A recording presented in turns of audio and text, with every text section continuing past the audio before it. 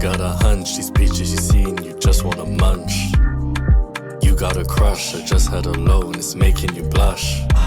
But I'll give you a chance, I'm free tonight, I ain't got no plans. I hope you're good with your hands. So we can roll one, roll two, have a little date, little rendezvous. Roll one, roll two, have a little date, little rendezvous. Roll one, roll two, have a little date, little rendezvous. Have a little date, little rendezvous, yeah. My journey with glitter began before glitter existed, really, as a community entity. It began when I met Vish at a coffee shop where we met for the first time, and we just spoke about our lives. We spoke about what it means to be a queer person of colour, to be seen, to be witnessed as a minority here in Wales. And I had just arrived from Pakistan. In Cardiff, I was very shy, hard as it is to believe now, but I was very shy, very insecure, still finding my footing in a city that was predominantly white. There was something missing in South Wales in particular, in Cardiff. We didn't really have a space where queer global majority people, or at that time in 2016, the terminology we used was BAME, the acronym, Black, Asian, Minority, Ethnic. And it was really their idea to bring together people who are the global majority. I think let's own that term. People who are treated as minorities here in the UK and indeed in Wales, but are representative of the global majority. There wasn't really a space in South Wales like glitter there before. However, groups like ours did exist, you know, UK-wide, and it's not a new concept. So I feel glitter came about after my period living in London, actually, many moons ago. And I got to experience groups like glitter. Like I went to a group called Dorst, and I got to hear about other groups like in Manchester and Birmingham. And yeah, it was just like, and then I moved back to Cardiff, and I felt, oh, well, there's not really much here. At that time, I was working for the third sector, Stonewall Cymru. I was doing a lot of work, actually, at that time with queer, LGBT, global majority people. And then it was just like this common, it was just this common thoughts that there's not really a meetup space here. There's not really anywhere we can go. I attended the very, very first Stonewall Cymru training, and it just so happens that Vish was there, Selena from Aubergine was there, Shruki was there, myself. So quite a few people that are still part of the community or have been a huge part of the community of Wales were in that training. And I remember Selena and I were paired up together, and right next to me was Vish and Shruki. And at the end of that training, we had to come up with like 1 or 2 points that we're going to take forward and action and so on and so forth. And what struck me was that the 4 of us came up with exactly the same thing, and it was to create a safe space for queer POC people to do nothing, just gossip, chat, you know, just like being in existence of each other. And full disclosure, I was quite ambivalent at first, because when you've been hiding in the shadows for so long, as I was in Karachi, Pakistan, you don't necessarily know what the value of a community is because you've never had it. So at first, I was very ambivalent about what the value of Glitter Cymru could be, but now that Glitter Cymru is Wales' largest LGBTQ+ global majority community, how fortunate am I and how right was I to stick with it? And so the journey began in a tenuous, small and unsure way for me, but it has blossomed into something that is so meaningful and joyous for me. So we started small. We created a poster, monthly meetups, as we still do now. And I feel like the first few sessions were just like 2 or 3 people, perhaps me and another person even. And then as the years went by, social media got better, our reach got bigger, and we're at a place now where we're at least maybe 15, 20 people a month, which is amazing. People come here to connect, socialize, make friends, I think glitter, at its foundation, is about connecting people, making, giving people the opportunity to meet others who have similar stories. I got an email from Cardiff Council, I used to work for Cardiff Council back then, saying that Glitter, Vish is starting this group called Glitter, and because I was part of the training, they want to have a photo of us together. So I went, and then we started working on when to meet up for coffee, and then Numair joined, and then it became Glitter. So that was back in 2016. Obviously, Glitter from 2016 to 2026 has changed drastically. A few months into that small group, we started realizing that a lot of the attendees were refugees and asylum seekers, and what we wanted to do is help each other, help one another. And this is kind of the next phase of Glitter that kind of rolled out year 3, I think I would say.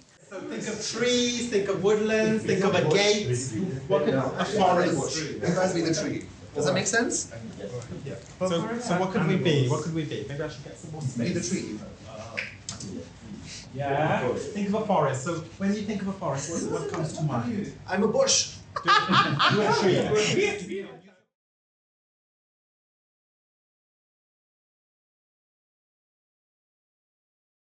It's worth remembering that I originated from a part of the world where being a homosexual is criminalized. Being born in Karachi, Pakistan, and knowing that being a homosexual is criminalized because of British colonial laws, and also realizing subsequently that there are 65 jurisdictions, approximately 65 jurisdictions in the world today that criminalize the LGBTQ plus community. And the vast majority of that criminalization is a scar from British colonialism. So that's the world we live in. You know, there's a book that it's by Professor Stephanie Davies. It's Queer and Trans People of Color in the UK.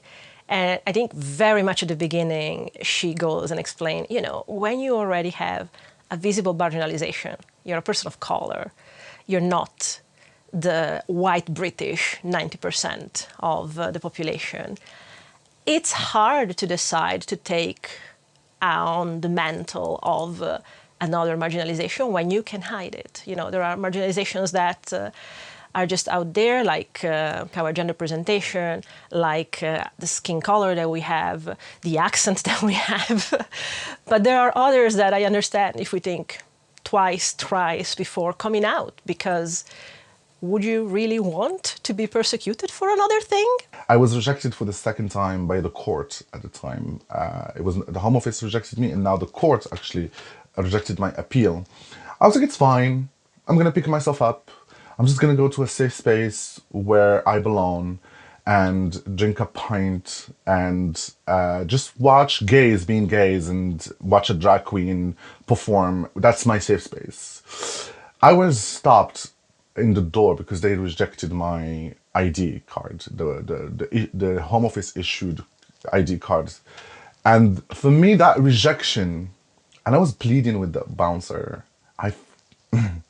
I was pleading with the bouncer so much to allow me to go in, because I actually needed that. It was like a life or death, like as crazy as it sounds, but it was a matter of death or life or death situation, because I needed to like feel safe, because, you know, I was rejected. And he just looked at me, he was like, I don't care. We are still living with that toxic colonial legacy that has fused with religious extremism and fundamentalism to become this hydra of intolerance and repression and oppression and attacks against the LGBTQ plus community.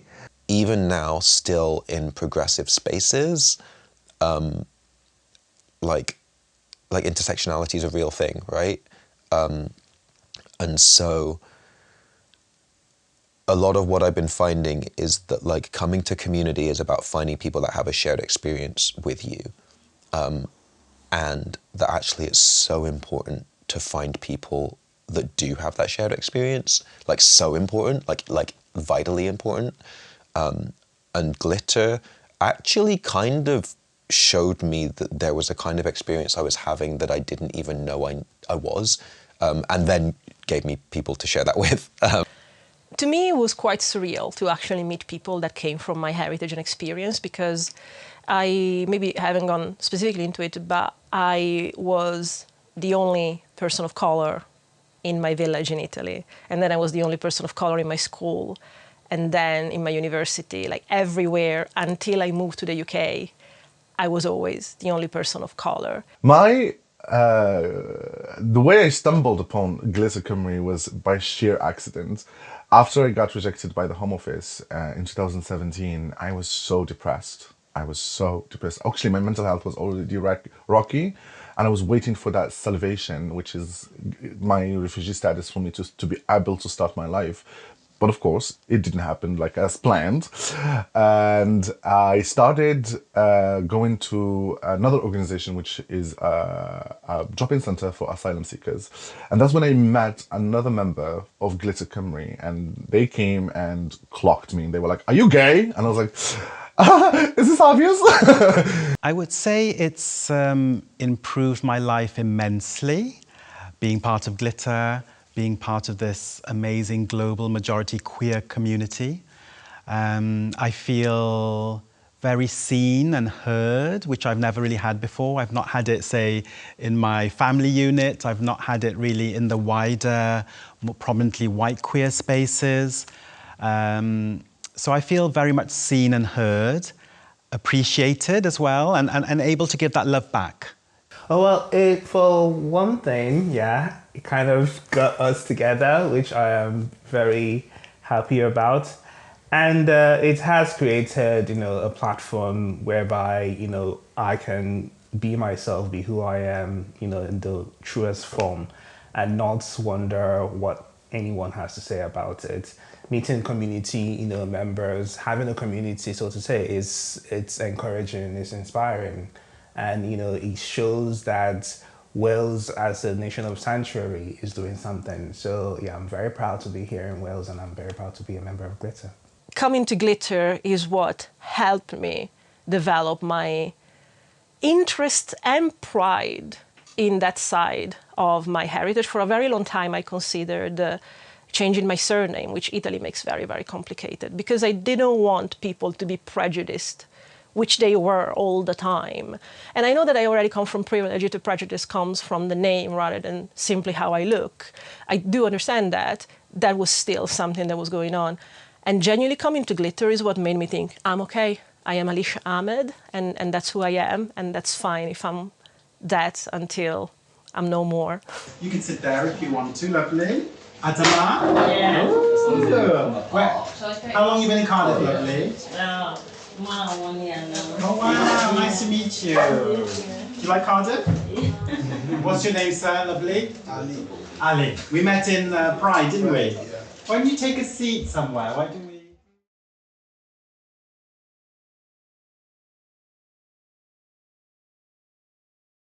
I mean, I'm aware that like Glitter Siblings became a thing to,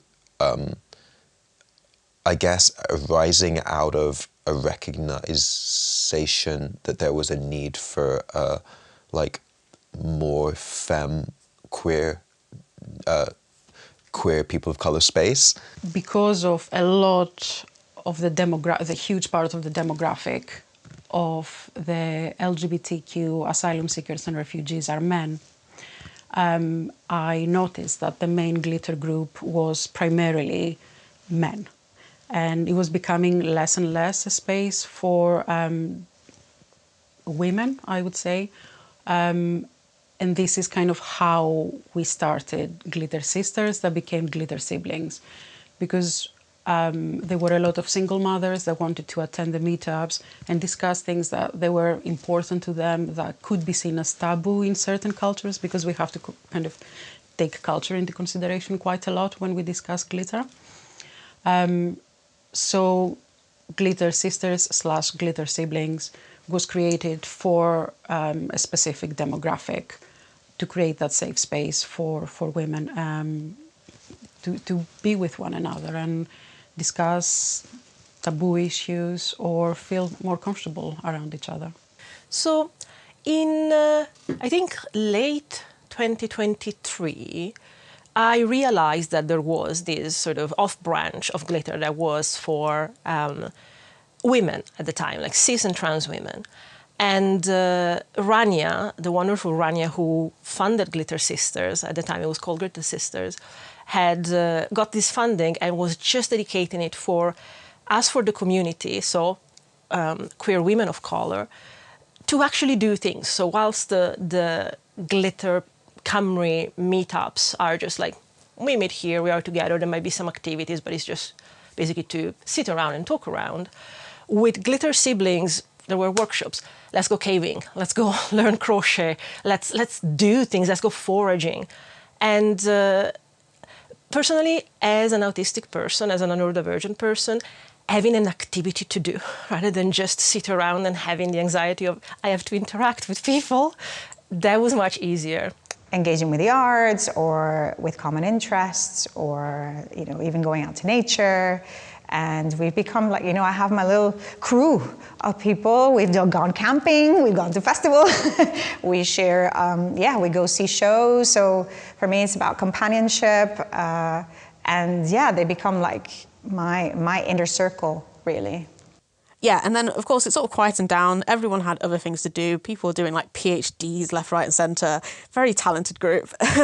And then, especially when Rania, like, stepped down and then later moved, it was kind of like, no, this is a gap that, like, I'm missing. Like, it was really doing a lot for all of us. Like, it was bringing a specific community together, but it was also allowing us to have opportunities we wouldn't often get. Like the grants to do activities like caving and stuff is just like, when would you get to try that? Like, it's just like, when would you get to try that? How we need to be doing this thing. We need to bring it back. Everybody missed it. Like, it was definitely, it didn't do it justice to fizzle out because we all wanted it and it was fulfilling a need. So the natural idea was to restart it. I kept on having this thing at the back of my head of, that was so cool, that was so needed, there was a space so different, but part of glitter, that I wanted it again.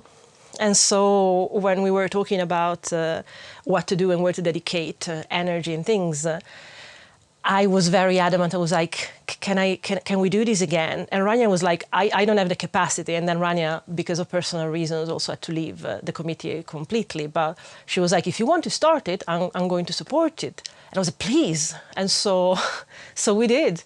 Through Siblings, I guess the first time was the trip to Carmarthen.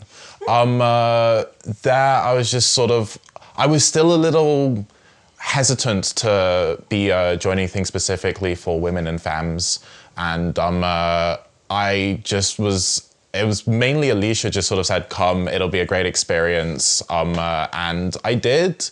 I got to meet, I think, I hope Shazia doesn't hate me for this, but I got to meet my first older queer, and that was an amazing experience, just to know that especially queers of colour have been around forever. And I am not alone in thinking that a queer life, especially a brown queer life, needs to end at 20 or 30. It can go on, it can be beautiful and thrive in places that you wouldn't expect it to. Yeah, I found that like just a really wholesome trip. And I think at the time I was fairly new to Cardiff, so it was really nice just to be amongst other fellow queer people of colour and like take a ride out, go see somewhere new. And ended up making some friends that I've stayed in contact with, you know, and grown closer to over that time. And yeah, it's always really nice to see queer elders, because I feel like we just don't have that representation so often in media or just life in general. So it's nice to have that like mirroring of people that yeah, you can relate to and see yourself in. My sister makes doll masks for the gay couple next door. She lives in a council house. They are a typical white middle class, full of gentrification. They give her cuttings in exchange for her culinary exotic delights. She's a hijabi and prays 5 times a day. I am yet to make dolma for my next door neighbour or come out to my sister.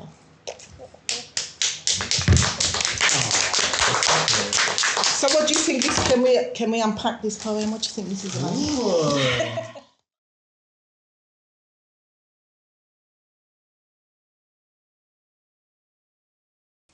I think as a community in Glitter, the challenges I faced, or we faced as a committee, for example, has been understanding the needs of our community.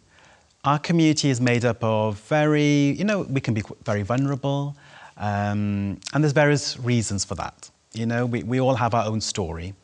So I feel like just balancing that, making sure what people's needs are, understanding how Glitter Cymru can help vulnerable people in our community feels challenging.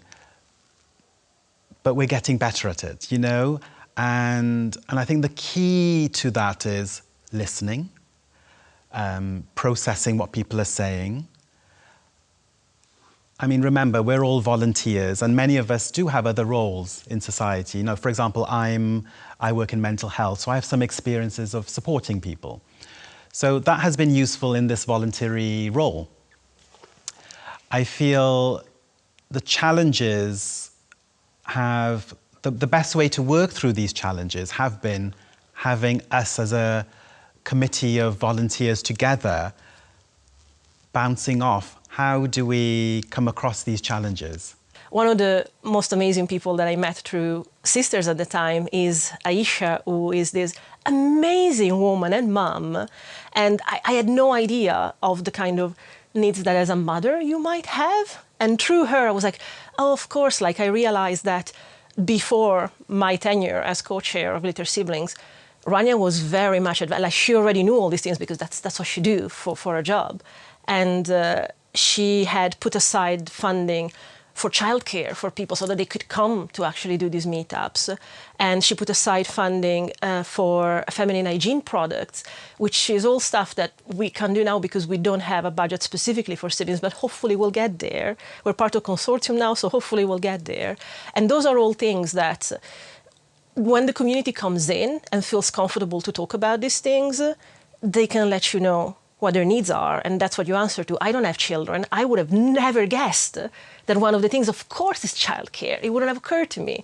It's that kind of thing. It's creating that space where people start to become friends beyond Glitter, and that way they start to talk to each other and express how their lives are and what they need.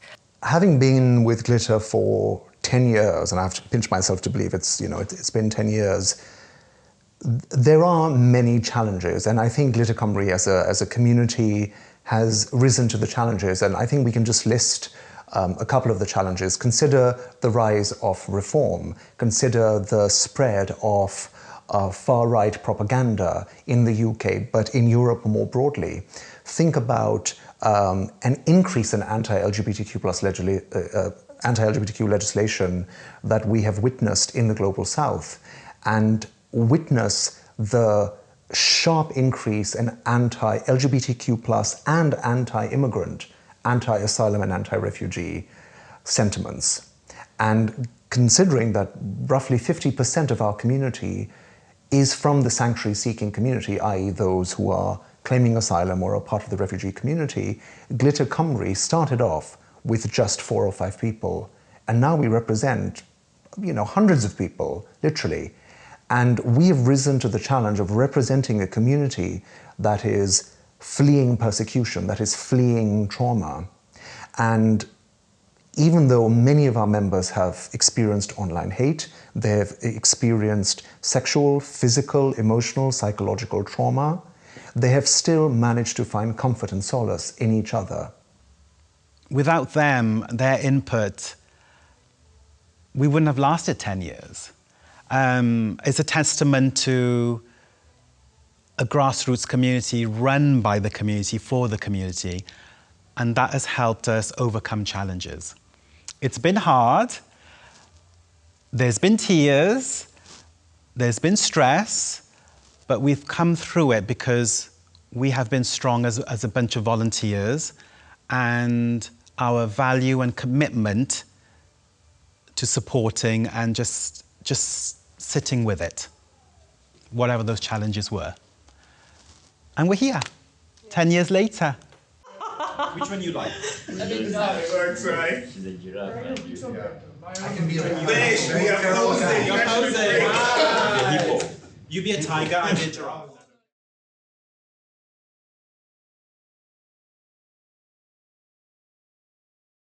I feel like, as well, there's a lot of values in the glitter community, like from all the individuals, where we really care about like the environment and like human rights and things like recycling. And I know there are some schemes where you have group chats where if you just don't want something anymore, you just post it in the group chat and then it's like free for anyone that kind of claims it. And I feel like those are such cool ways to be in community and just like make it really easy to help each other out. Because I think it's that like that ease and convenience within community that makes it really accessible. So something where that was maybe part of like the glitter chats would be really cool to see. The first thing I would love to see Glitter do is to take all of the footage that I'm sure that you've managed to gather and to maybe even put a questionnaire out there just to ask the members, like, what do you want? Like, what do you want from Glitter? Where do you want us to go? Because Vish has built this amazing thing. And the whole point of it is to help all of us. And it is doing like such a great job of that. And now I think that a lot of the basics are covered. You know, you've got this ability to be helping people with their like asylum claims and to even be helping people afford their groceries and to be supporting their social needs. So now it's like, well, what do you need next and how can we do that? I still know a lot of people that don't know about glitter. And I wonder if there is a way to get wider engagement then in other, with other queer organisations, because there are like a few different queer groups that exist in Cardiff. And I just feel like we're stronger together. Like it's important to be the distinct groups that we are, because as I was saying about like the need for those specificities of identity in community in those ways. But I also think that like we have absolutely shared goals and that like, yeah, like we all kind of need to know that we're important to each other still. I think that within a community like Glitter, there is a challenge the moment that you need to sort of decide if you want to unite everyone. And so, you know, everybody who is not white, come to us. And then you need to do that at the same time, balancing the different identities within. And so, you know, I always go back to what used to be the political black in the 70s, where we were all together as a front against the systemic oppression of white supremacy that was, you know, put into law in the UK. But it didn't have to sacrifice the various identities. And so that's why to me it's been so important to restart Glitter Siblings, because it was a need I had. And I completely understand why some people might go and think, oh, but why do you have to have more labels? Why do you need to divide people? And I completely understand why it looks like that for people that are just thinking about the bigger battles. I get it. And in the bigger battles, I'll be always there. It doesn't matter what other identity I have, other than I'm a queer person and I'm a non-white person, I'll be there. But at the same time, then, when we need safe spaces to grow, that is different. That I think is important to look at what the needs are. Like I think something that we don't do and our equivalent in Bristol does, the Bristol QPOC meetup, is that they have a +35 or +30 groups that they meet. We don't have that, and probably because I'm getting there, I'm starting to think, do we need that? Maybe we need that. Maybe we need a 30+ group. It's the kind of thing. And I can think about it when I'm part of those needs. But clearly there are not just my needs. And I think sometimes the need to fight the system at large, which is completely understandable, and I'm the first one there. Hey, I'm the educator. I go around white people telling them what they can do to help. So I get the idea of the political black. I'm the first one for that. But it becomes problematic when that idea of being all together when we need to fight the system, then allows us to forget what are the vulnerable and the marginalized within our groups and what do they need. If I could say something about glitter, is young. Not young in, yes, it's 10 years old, but young in age. But when we go to glitter, we think we're the kind of elders here, which is not a bad thing to be, but it's like it would obviously. I'm not saying there's more; they're not coming, but there could be. But it would be nice to have something kind of catered. I think the main thing for me is that, especially at the meetup, sometimes I am the only trans person there. I am the only like femme or one of a few femmes that are there, and having Glitter Siblings as a group within Glitter Cymru really helps with that. It's been an amazing experience to sort of like have that opportunity, but honestly, it just needs to be more of it. There needs to be more, not just outreach, but specific curating of experiences for like, especially the gender diverse section of the queer community in Wales, because oftentimes it's just a lack of confidence, a lack of seeing others that stops us from participating in this community that is already there. And so if there's ways in which we can improve that sort of like outreach to those underserved groups, I think that would be amazing.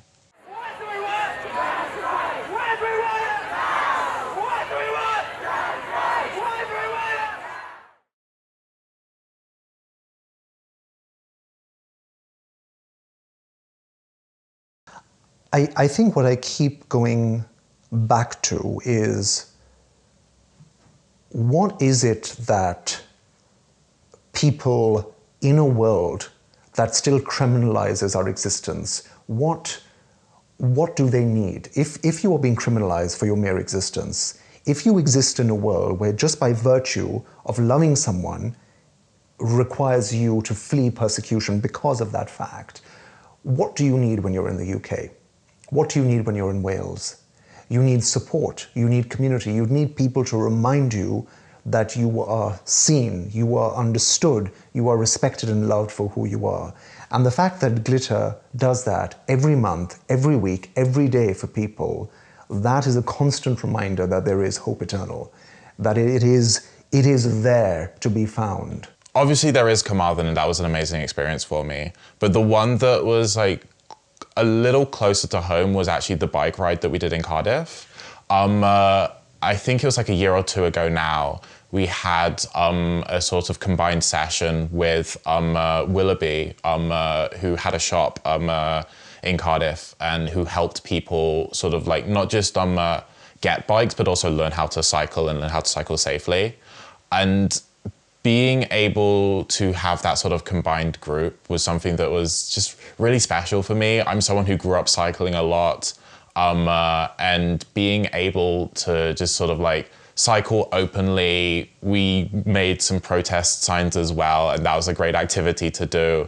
And it really got me in touch with not just the beauty of like the queer community in Cardiff, but Cardiff itself, seeing it out and about, seeing it without having to, I guess I'm on a bike, I can get away very fast, but without having to worry about the sort of like the pressures and the sort of like the risk of doing that sometimes openly as a trans woman, especially a trans woman of color in the UK.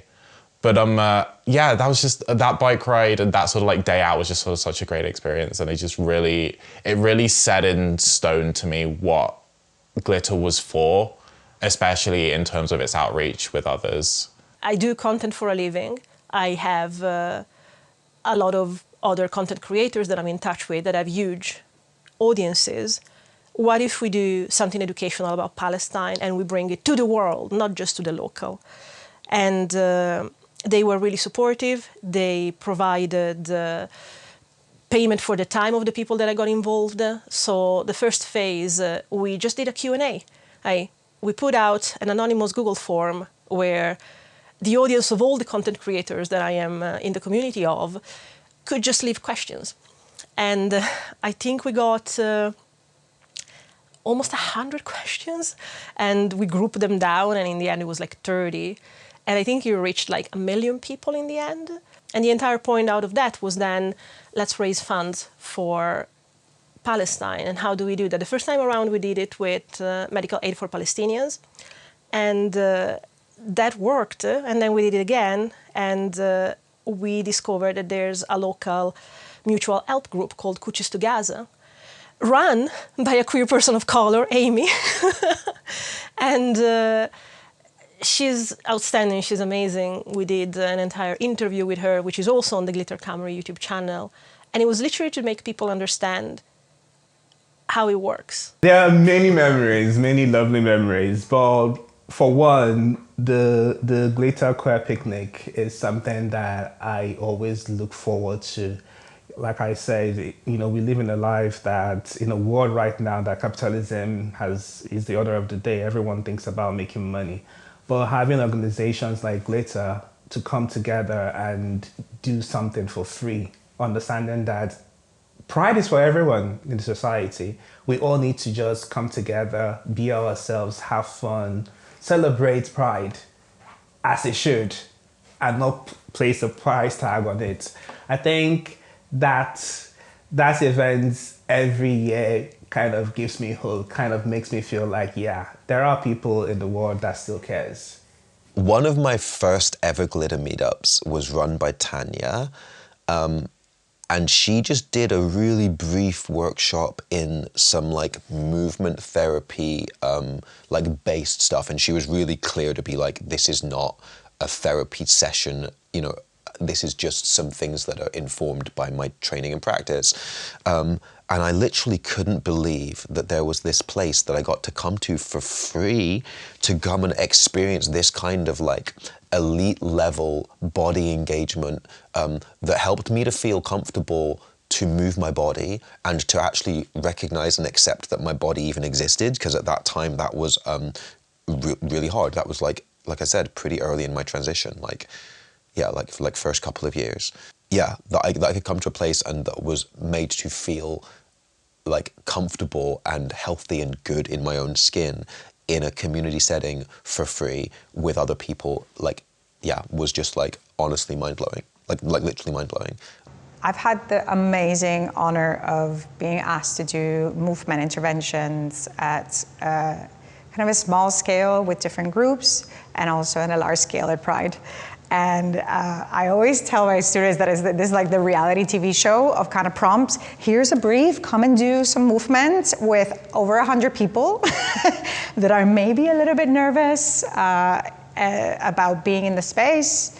And Vish always has this beautiful prompt to tell me, and they always say, like, just support them to prepare their bodies to receive rights. So that's been an amazing opportunity. Like, movement in the UK sometimes is something that people go, oh, you know, they think about strictly income dancing and all these other things, and they don't think that our bodies are instruments.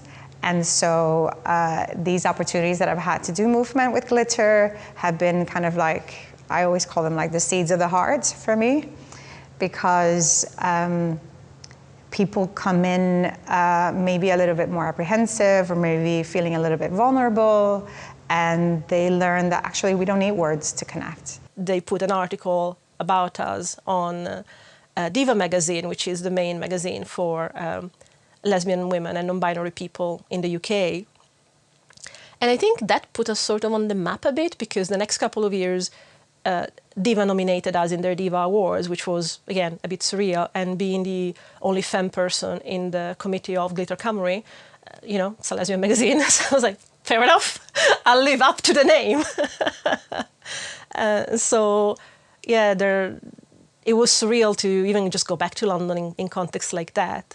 And it's, you know, with so many amazing groups and communities that, again, UK Black Pride is there. UK Black Pride is the shining light that we look up to. Like, Glitter Pride tries to be on the local Welsh scene what UK Black Pride does for every queer person of color in the UK. So even just being in the room with people from UK Black Pride was an honor that I did not expect someone like me, part of a small grassroots organization like Glitter is, could be. And then it turned out that in 2026, on our second nomination, we actually won. 1, 2, 3. Let us all assimilate, assimilate, assimilate. Let us all assimilate all day long. Copy me. Sorry.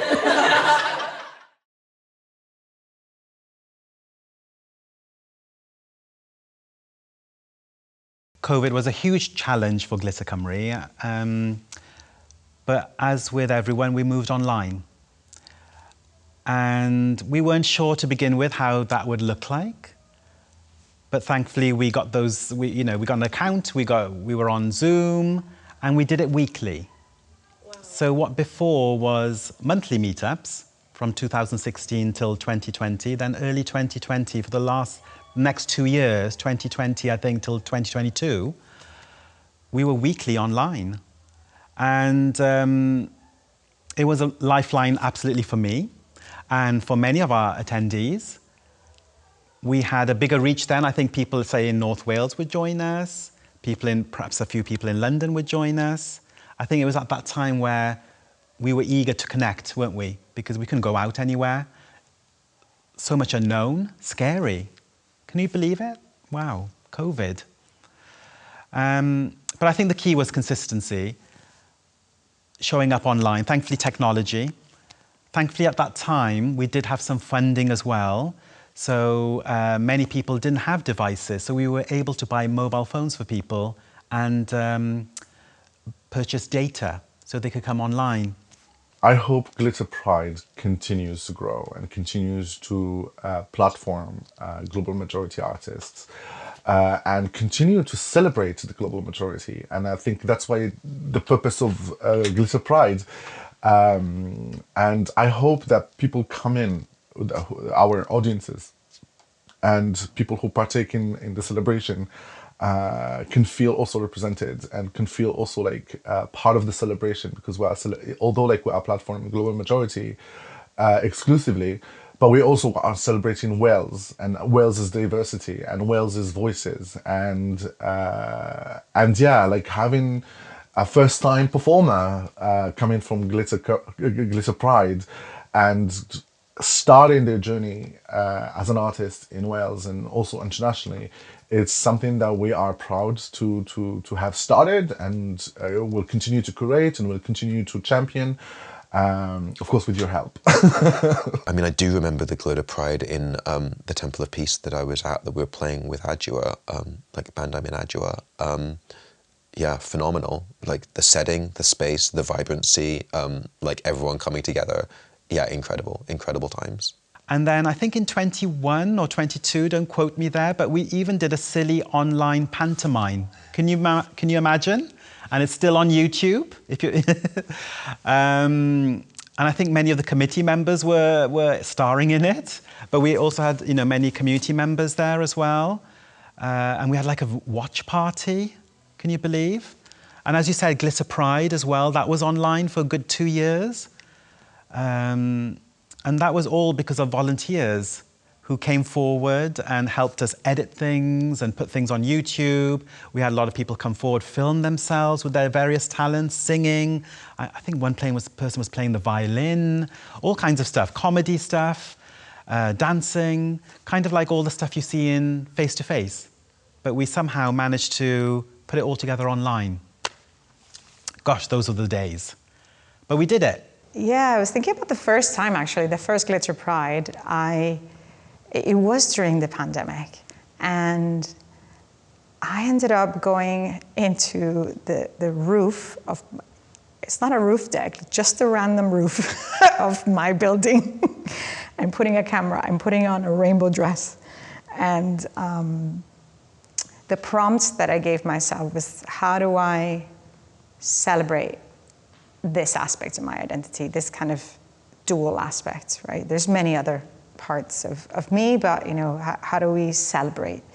And it was a very magical thing, and I collaborated with my brother, which we've never done anything before, but he's a sound producer, so he did all the music for it.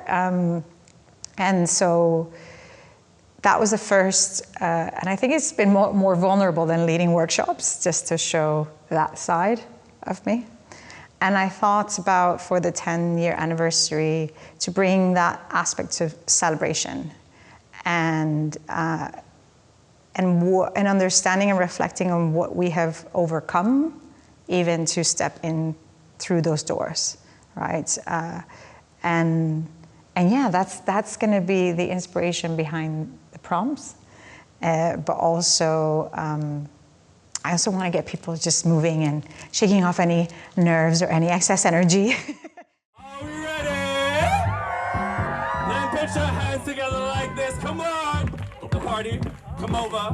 The bedroom, it's on ya. My body, you wanna.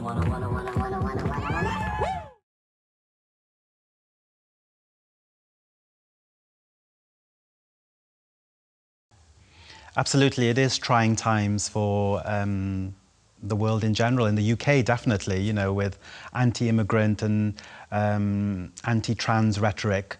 I think it's important to remember for allies that they're careful what media they absorb, because what I know for sure is, running Glitter for the last 10 years, trans people, immigrant people have never been a threat to anyone. It is a fact of modern 21st century life that there is a lot of noise out there. There is a lot of information, but not necessarily meaningful information. How do we separate the noise, the screaming and shouting, from meaningful information that is contextualized? And as a scientist, as an academic, I always ask myself, what do we do when we try to figure out what is truthful? We go to a primary reference, a primary source. If you want to learn about immigrants, about LGBTQ people, about trans people, what is a primary reference? It is the community. So if you are going to some white reformist who believes that, oh, immigrants are a problem, are they an immigrant? Are they LGBTQ+? Have they ever experienced being an asylum seeker or a refugee? If the answer is no, well, why the hell are you talking to them? If you want to learn about sanctuary seekers, go to a sanctuary seeker. And I know for a fact that myself, as a former sanctuary seeker, someone who's claimed asylum here in the UK, I'm happy to talk to people about the experience. Yes, it can be challenging, but this is the challenge that human beings face. And I thought, why did you want to do this workshop? Why didn't you question this before? Because having run workshops, having been that kind of role in my job, I wanted to do it again. That education, that wanting to educate, change somebody, comes from this innate kind of wanting to make change, wanting them one person to go away, but they didn't. Because what I said, what do you do with this now? You're going to go away and you're going to have to practice what you've learned, and you're going to have to do some social justice. It sounds really dismissive to say you should make a friend of colour, but like, honestly, I think even doing actions that you think might make you a friend, like, is probably the way to go. So it's a funny one to answer, isn't it? Because it's not like I have experience of being like, how can I make like brown people more comfortable? But I do know what things have made me feel better when things have been particularly dicey. I live in Caerphilly at the minute. We had a by-election and then the major election. 2 periods where the reform messaging was super, super strong. And some people don't like to hear it. But if you're watching this video, you probably don't care that I'm about to say, Reform is essentially the party of racism. Like, they are recruiting people to their cause using racism as a tactic, using scapegoating of like black and brown people and refugees and immigrants, but specifically black and brown refugees and immigrants, like as this political tool, and it's causing real damage to people. Hotels have been set on fire. People's doors have been bashed in. People have been attacked on the streets. And it's terrifying. It's a really terrifying environment to be in, seeing people openly, proudly say they're going to vote reform. And you don't know how much of that is. Are you ignorant of the tactics that party are using? Do you not care? Is it just more important what they say than the danger people are going to be put in? Or are you fully on board and you are telling me specifically by putting this sign outside your house because you've seen me walk past your house every day to the train station and you wish you didn't? Yeah, I think something maybe white people and allies in general don't realise is like they can literally just ask what we need at any given point and be like, how can I help you like in this moment in time? And sometimes that can look like really practical things like money or just like grabbing some food for them if they're low energy or low on, you know, their bank account screaming at the moment. But it can also just be like holding space and like listening to their concerns and not in a way to fix or bypass what's going on, but just actually seeing them and helping them to feel like they're being listened to and someone's open to supporting them. Because I think a lot of the time as queer people and people of colour, it's like this survival mentality of like you have to do it all yourself and just get by and, you know, white people aren't going to help you. And I think sometimes that's true. And I think there's also people that do want to change that. And sometimes I think what we need just changes depending on what's in the news that day or like how we're feeling. So I actually think that's a really good way. Like you don't always have to be helping on a national scale. It can be just people in your local neighborhood. Give money. I'm just going to be very honest and blunt. Donate, donate, donate. People need to eat. People need therapy sessions. Moms need to pay for childcare. Donate, if that's the least you can do. But if you want to be more on the advocacy side, sign the fucking petitions. Email your local councillors. Go and attend the protests. You don't have to attend them all, one by one, when you can. Ideally, you stand up for us, especially when we're not in the room. Because it's very, very convenient and polite. And, you know, Britain is a country of extreme superficial politeness. So I completely understand when people want to be nice to our faces. It's very important what you do not to our faces. It's very important that you take our side and defend us when we are not in the room, but people are coming for us in the room. And I appreciate that it's scary because if you're a white person amongst white people, those are your people. And, you know, we're still animals, gregarious animals. What does it mean when you rebel to your own community? Are they going to shun you and you're going to die of starvation because your village has cast you out? So we don't necessarily live in those times anymore, but I understand the fear of that. And you know how to speak to your peers probably better than we do.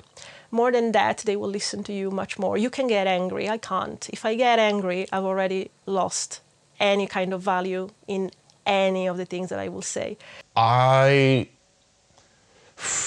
This is a very simple call that I've done a few speeches and talks to groups, and the biggest thing you can do to help the queer community in the UK at this moment in time is hire us. The biggest thing you can do is be professionally unapologetic in your support for us, and to understand that the bigots within society haven't grown, they've just become less silent. Before, we sort of lived in a sort of like false milieu of acceptance where you could be gay, you could be queer, you could even be trans, but so long as it was for the spectacle, so long as it was done in a way in which you were harmless, you didn't have too many thoughts or opinions about the way the world was working. So just make sure that when we are ourselves, when we are unapologetically open and loud or even quiet, big or small, like just let us be and support us in that, and that is all that is needed.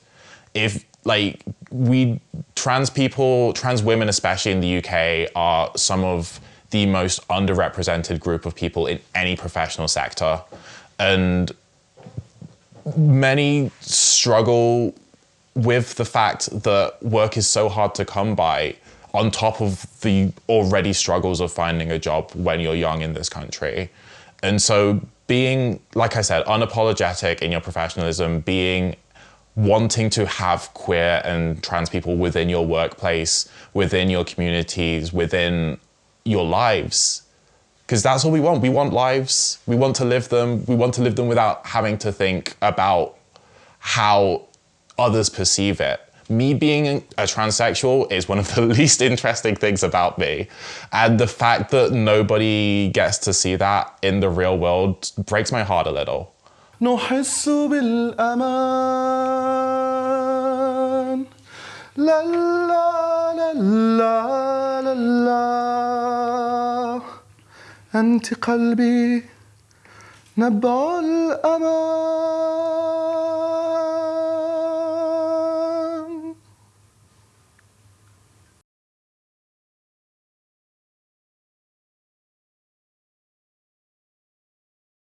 I think what I want people to take away from Glitter Pride 10 years, is that, gosh, what a community we are.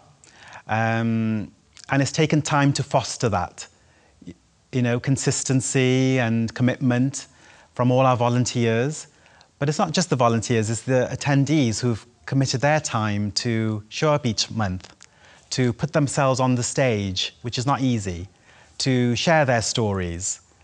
And I want that to continue, that trust that people have, our attendees have in Glitter Cymru, that they can be their authentic selves. I know that sounds cheesy, but we need that in this day and age. So I want that to continue. I mean, I hope to see it that, like, a full celebration of legacy, like people showing up that maybe haven't, you know, that have moved maybe even. Like I would hope to see, like, yeah, just a good recognition of the legacy of how far it's come. Yeah, and obviously just like the best and brightest, incredible talent of the POC queer community in South Wales showing up to celebrate. I always look forward to what people have to say, what talents they bring to bear. Because what Glitter Pride is doing is it's providing a platform. That's what we're doing. We are providing a platform for the LGBTQ+ global majority to represent whatever they want. It could be singing, it could be poetry, it could be dancing, it could just be a story. And I always look forward to what I'm going to learn, what I'm going to understand, to hear another person's perspective, to witness the raw talent and the power that our community brings. It's worth remembering that people with a lot of trauma are able to turn that trauma into such powerful talent. And that's amazing. Imagine someone who has escaped violence, persecution, mob mentality, has taken all of that and turned it into an art form that is powerful, that is effective, that is emotive, and that represents the best of humanity. And to be able to witness that year after year after year, that is what Glitter Pride is.